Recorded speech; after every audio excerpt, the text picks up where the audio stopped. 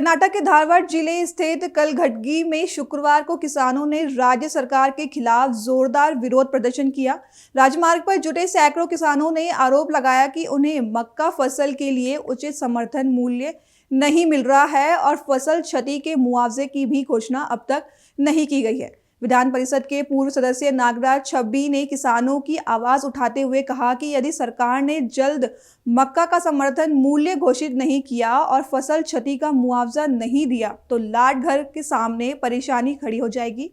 उन्होंने चेतावनी देते हुए कहा कि किसान अब जागरूक हो चुके हैं और उनके साथ अन्याय बर्दाश्त नहीं किया जाएगा। दरअसल धारवाड़ के किसानों ने सरकार के खिलाफ विरोध प्रदर्शन किया। किसानों ने आरोप लगाया कि कलघटगी तालुक में मक्का कटाई केंद्रों की उचित व्यवस्था नहीं है, जिससे उन्हें भारी नुकसान झेलना पड़ रहा है। वहीं क्षतिग्रस्त फसलों के लिए भी किसी किसान को अब तक कोई राहत नहीं मिली है। किसानों ने कहा कि कई बार शिकायतों के बावजूद राज्य सरकार ने उनके मुद्दों पर ध्यान नहीं दिया। राज्य सरकार के खिलाफ नारेबाजी और धरना देते हुए किसानों के साथ तालुक एवं जिला स्तर के भाजपा कार्यकर्ता भी इस विरोध में शामिल हुए। प्रदर्शनकारियों ने कहा कि जब तक समर्थन मूल्य और मुआवजा घोषित नहीं किया जाता, उनका आंदोलन जारी रहेगा। कर्नाटक में किसानों के मुद्दे को लेकर बढ़ते असंतोष से राज्य सरकार पर दबाव और बढ़ गया है, जबकि किसानों ने संकेत दिया है कि अगर उनकी मांगे जल्द नहीं मानी जाएगी तो आंदोलन को और तेजी दे दी जाएगी।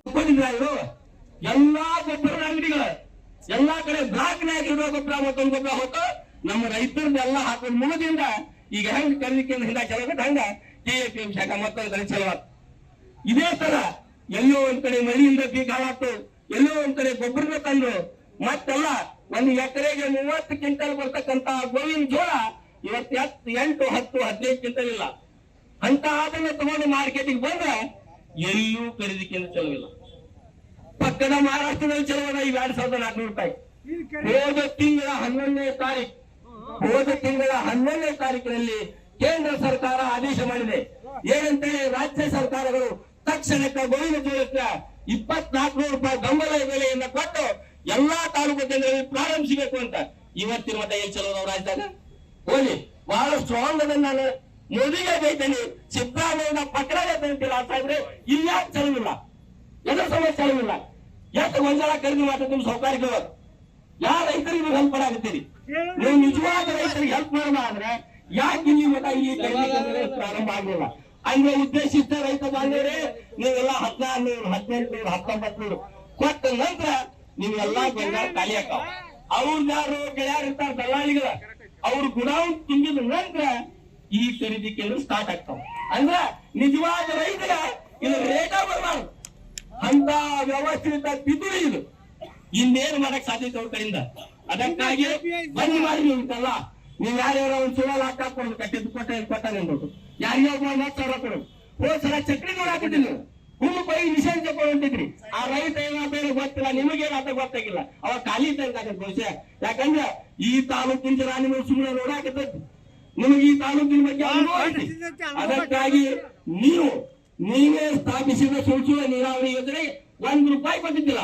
ಆದ್ರೆ ತಾಲೂಕಿನ ಜೀವನಾಡಿ ಇಲ್ಲಿಂದ ನಾವು ಧಾರವಾಡ ಡಿಸಿಎಂಸ್ ಮಟ್ಟ ಹೋರಾಟ ಮಾಡ್ತೀವಿ ಅಂತ ತಿಳ್ಕೊಂಡು ತಕ್ಷಣಕ್ಕ ಅವತ್ತಿನ ಸರ್ಕಾರದಲ್ಲಿ ಅವತ್ತಿನ ಶಾಸಕರಿಂದ ನಿಂತ್ಕೊಂಡು ಸರ್ 31 ಕೋಟಿ ಕೊಟ್ಟು ಅದನ್ನ ಪ್ರಾರಂಭಿಸಿದ್ರು. ಅಲ್ಲಿ ಮಟ್ಟ ನೀವು ಸುಳ್ಳು ಕ್ಯಾನ್ಸರ್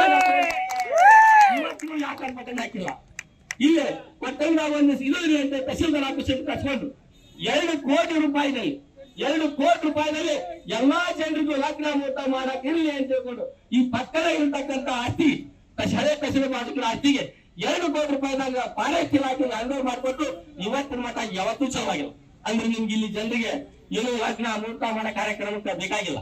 ಹೋಗಿ ಬಾಜು ಇರ್ತಕ್ಕಂಥ ಪಟ್ಟಣ ಪಂಚಾಯತಿ ಹಳೆ ಗ್ರಾಮ ಪಂಚಾಯತಿ ಕಲ್ಗಡಿ ಅದ್ರಾಗ ಹೊಂದಿತ್ತು. ಪಟ್ನಾಗೂ ಕೂಡ ಹೊಸ ಬಿಲ್ಡಿಂಗ್ ಆಗಿತ್ತಿಲ್ಲ. ಅದಕ್ಕೆ ಹಿಂದೆ ಬೊಮ್ಮಾಯಿ ಸರ್ಕಾರದಾಗ ಅವಾಗಿನ ಎಂದರೆ ನಿಮ್ಮದು 2 ಕೋಟಿ ರೂಪಾಯಿ ಕೊಟ್ಟು ಅದನ್ನ ಡೆವಲಪ್ಮೆಂಟ್ ಮಾಡಕ್ ಹತ್ಕೊಂಡು ಇವತ್ತಿಗೂ ಪ್ರಾರಂಭ ಆಗಿಲ್ಲ. 2 ವರ್ಷ ನೀವು ಆಗಿ ಇನ್ನೂ ಆಗಿಲ್ಲ. ಏನ್ ಮಾಡಕತ್ತೀರಿ ನೀವು? ಎಲ್ಲಿ ರಸ್ತೆಯ ಕುಂಡಿ ಏನಾಗ್ಯಾವು? ಇವೇನು ಸರ್ ಇದ್ದಾಗ ಮಾಡ್ತಕ್ಕಂಥ ಅವನು ರಸ್ತೆ ಹಾಳಾಗಿ ಹುಡುಕೊಂಡು ಚಕ್ರ ಹೋಗಿಲ್ಲ. ನಮ್ಮಂತ ಊರಿಗೆ ಬರ್ತಾಗಿಲ್ಲ. ಯಾವ ಊರು ರಸ್ತೆ ಸಿಗೋದಾವ್? ಏನೈತಿ ನಿಮ್ ಡೆವಲಪ್ಮೆಂಟ್? ಏನಲ್ಲ ತಾನೆಲ್ಲ ಹೇಳತ್ತೀರಿ ಹೆಣ್ಮಕ್ಳು ಕೊಟ್ಟಿವಿ ಅಂತ. 28,000 ರೂಪಾಯಿ ಮಹಿಳೆಯರಿಗೆ ರೈತ ಮಕ್ಕಳಿಗೆ ರೊಕ್ಕ ಹಾಕ್ತಿದ್ವಿ. ಸ್ಕಾಲರ್ಶಿಪ್ ಕೊಡ್ತೀವಿ ಎಲ್ಲಾ ಮಕ್ಕಳಿಗೂ. ಎಲ್ಲಿ ಹೋಗ್ತಿದ್ದಲ್ಲ ಎಲ್ಲಾ ರೈತರಿಗೂ ಒಂದೇ ₹1 ಇಂತಹ ಬರಗಾಲ ಯೋಜನೆಯಲ್ಲಿ ತಲಗಟ್ಟಿಗೆ ತಾವು ಅತಿ ಮಳೆಯಾಗಿ ಹಾಳಾಗಿದ್ದು ಇದೆಲ್ಲ ಗೊತ್ತಲ್ಲ. ಇವತ್ತಿನವರೆಗೆ ಗೋಷ್ಠಿ ಮಾಡುವಾಗ ನೀವು ಒಂದು ಸತಿ ಪಿಟಿಕ್ ಹಚ್ಚಿಲ್ಲ. ಈ ಡಿಸಿ ಆಫ್ನಾಗ ಇದ್ದು ವಿಡಿಯೋ ಕಳ್ಸ್ರಿ. ಅವ್ರು ಪುಟಾಕಿದ್ದಾರೆ ಬಾಂಬಿರ್ತಾರೆ. ಅವ್ರು ಹೇಳ್ತಾರೆ ಅವ್ರ ಮುಖಾಂತರ ತಮ್ಮ ಲಾಡ್ ಸಾಹೇಬ್ ಡಿಸಿ ಅವ್ರಿಗೆ ತಲಗಟ್ಟಿಗೆ ತಾಲೂಕು ಬರ ಅಂತ ಘೋಷಣೆ ಮಾಡಂತ ಹೇಳ್ತಿ ಎಲ್ಲರ ಎಲ್ಲಾ ರೈತ ಬಾಂಧವರಲ್ಲಿ ಅಭಿನಂದನೆ ಹೇಳ್ತೇನೆ. ಯಾಕಂದ್ರೆ ನೀವು ಹೇಳಕ ಸಾಧ್ಯಲ್ಲ. ವಿಧಾನಸೌಧ ಗೆದ್ದು ಕಲಗಟ್ಟಿಗೆ ತಾಲೂಕಿಗೆ ನೀರಾವರಿ ಬೇಕು, ಇಂಥ ಯೋಜನೆ ಬೇಕು, ಮತ್ತೊಂದು ಬೇಕು ಅಂತ ಕೇಳಿದ್ರ ಒಂದು ವಿಡಿಯೋ ತಿಳ್ಕೊಳ್ತೀವಿ. ವಿಡಿಯೋ ಏನೂ ಮಾಡ್ದ ನಿಮ್ಗೆ 3 ಸಲ ಮಂತ್ರಿ ಮಾಡಿದ್ದಾರ, 3 ಸಲ ಶಾಸಕರು ಮಾಡಿದ್ದಾರ. ಈ ಕೃಪಾ ಇವರೆಲ್ಲ ರೈತರ ಈ ಶಾಪವನ್ನ ತಾವು ಹೋಗೋಕಂದ್ರ ಇವತ್ತಿಗೆ ಎಚ್ಚರಾಗಿ ಈ ಮೊದಲ ಈ ತಾಲೂಕನ್ನ ಬರಗಾಲ ಅಂತ ಸಾರುವಾಗ ನಮ್ಮ ತಾಲೂಕನ್ನು ಧಾರವಾಡ ಜಿಲ್ಲೆಯವರು ಸೇರಿಸಿ ಈ ಸದ್ಯ ಈ ವಿಶೇಷ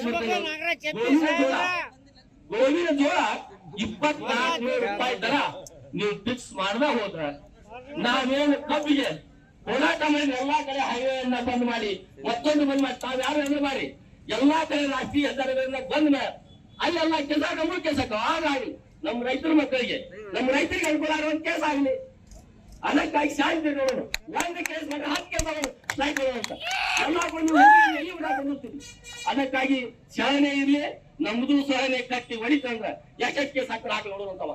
ಎಲ್ಲಾ ರಾಜ್ಯವ್ಯಾಪಿ ಕಬ್ಬಿನ ಹೋರಾಟಗಳದ ಎಲ್ಲಾ ನಾ ಇಲ್ಲಿಂದ ಕಬ್ಬಿನ ಕಡಿಮೆ ನೋಡಕ್ ಹೋಗಿನಿ. ಯಾಕಂದ್ರೆ ನಾನು ರೈತ ಅನ್ನೋ ಆಗತ್ತ ರಸ್ತೆ ಮುಂದೆ ದಾಟಕ್ ಒಂದಿನ ಬೇಕತ್ತೆ. ಎಲ್ಲಾ ಎತ್ತಾರೆ ಕಟ್ಟಾಕಿದ್ರು. ಅಲ್ಲಿ ಹೋಗಿ ಮುಟ್ಟಿಂದ ಸಾವಿರಾರು ಜನ ಯಾರೋ ಊಟ ಕೊಟ್ರು, ಯಾರೋ ನೀರು ಕೊಟ್ರು ಕಬ್ಬಿನ ಹೋರಾಟಗಾರಿಗೆ.